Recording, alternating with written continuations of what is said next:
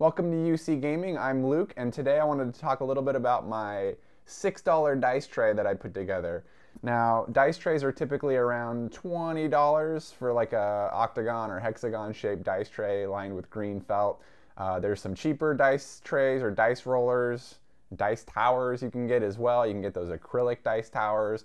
You can put your own dice tray together, or you can do what I did, which was buy a very expensive handmade wooden dice tower and dice tray combo. Mine was from Wormwood Gaming. It's actually being produced as we speak, but in the meantime, I needed something to roll my dice in, and I went with this. Now, this is kind of a cool thing, and this is why I wanted to share it with you, because this is actually a shadow box. It's a type of frame that you can get at the craft store. I got mine at Michael's. It was $12.99, and I had a 50% off coupon, so it ended up being $6.50. Now, I just wanted to show you a few details about this so you could potentially put one together yourself. Again, this cost me less than $7. This is a 6-inch by 6-inch dice tray. It's about 1.5 inches tall, so the dice don't spill out, and it was super simple to put together.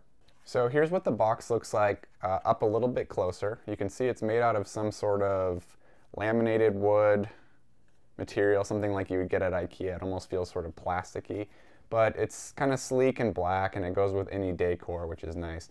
You'll also notice it's lined, at least at the bottom, with what they call a velour, but it's more like a cheap felt or fabric of some sort, and with a thin layer of foam underneath it. So it is a little bit padded as well, which is nice for rolling, especially those bigger dice. On the back side here, what you'll see is I've actually removed all of the hardware. So all of the little flaps that held the backing on, I went ahead and removed, as well as the hanging hardware at the top and the D-ring right here. It did leave a little bit of these indentations or these outward protrusions, if you will. So I want to smooth these down, or maybe put some rubber or felt feet on this so that it will lay flatter and more securely on the table.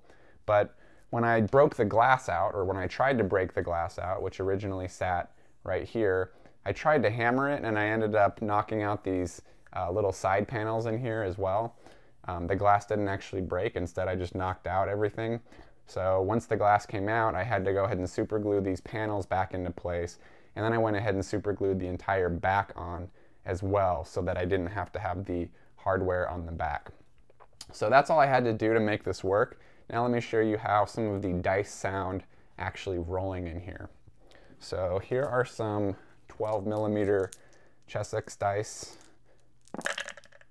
and ultimately it sounds pretty good.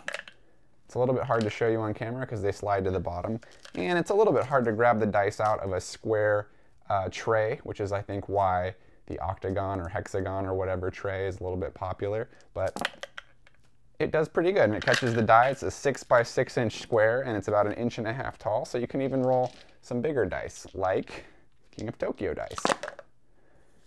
And they fit just fine, and they sound pretty good. Okay, so now I showed you some of the details about how I put my dice tray together. Hopefully that will give you an idea of what you can do for your own.